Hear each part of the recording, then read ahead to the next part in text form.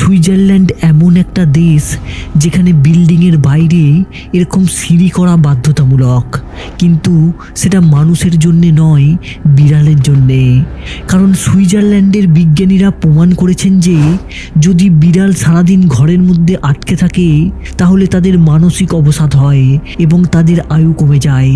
তাই 2008 সাল থেকে প্রায় প্রতিটি অ্যাপার্টমেন্টের বাইরের দেওয়ালে এরকম সিঁড়ি করা হয়, যার ফলে জুরিক, ব্রান এবং জেনেভা শহরের হাজার হাজার বাড়ির দেওয়ালে এরকম অদ্ভুত সিঁড়ি দেখতে পাওয়া যায়, যেটাকে ক্যাট লাডার বলা হয়।